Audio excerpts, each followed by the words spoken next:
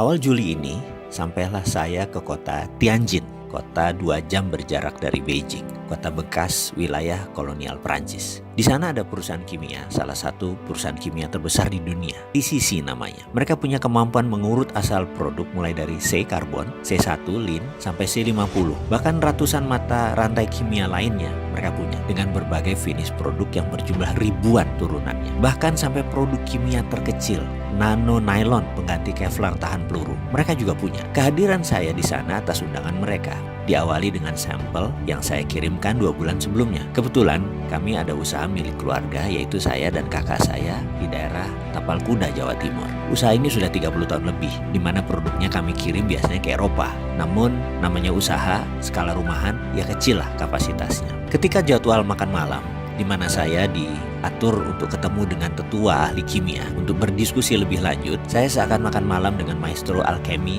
sesepuh seumuran Merlin kali. Merlin itu alkemis gurunya King Arthur zaman dulu. Bahasa Inggris mereka sempurna, walau mereka bertiga usianya sudah di atas 84 tahun. Pendidikan mereka didapat di kampus kenamaan di Amerika dan Eropa. Mereka tamatan MIT dulunya, way back then, sewaktu mereka ambil program doktor. Salah satu di antara mereka mulai membuka pembicaraan dengan pertanyaan, how can you mix the precious metal with common metal, becoming alloy like this? Katanya sambil menunjukkan sampel yang saya kirim.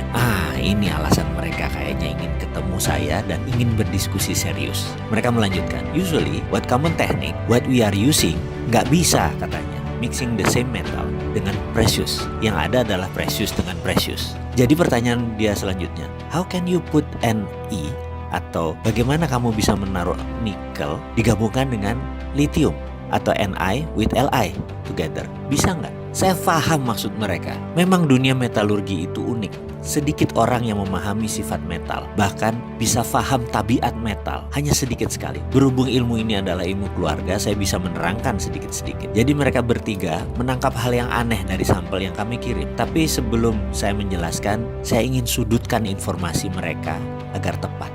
Saya tanya balik, what metal do you need? I will answer, what do you need? Not what you want to know. Is it okay with you? Jadi saya akan menjawab apa yang mereka butuhkan, bukan apa yang mereka ingin tahu. Jawaban mereka singkat, Li, lithium. Itu jawabannya. Saya tanya balik, untuk apa mereka perlu lithium? Power bank katanya. Saya tanya balik, ini power bank untuk handphone, mobil? Dan dia jawab, enggak, no, is it for house, for drone and building.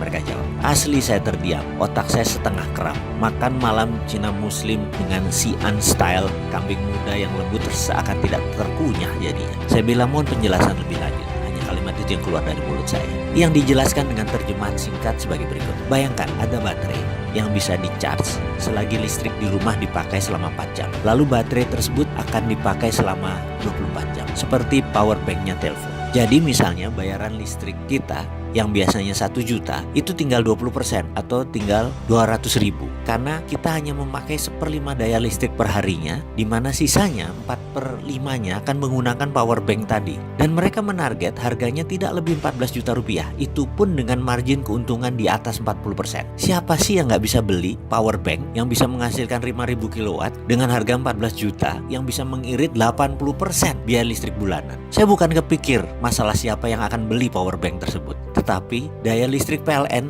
yang Indonesia saat ini lagi bangun jadi akan sia-sia karena menurunnya kebutuhan rumah tangga karena daya listriknya tidak diperlukan lagi karena semuanya sudah bisa di-save di power bank. Penjualan listrik PLN akan terdistrap, pembangunan pembangkit listrik baru menjadi tidak urgent lagi, tidak penting lagi. Di ujung saya lagi melamun itu seorang alkemis yang cukup tua umurnya tadi, satu orang memiringkan badannya ke saya.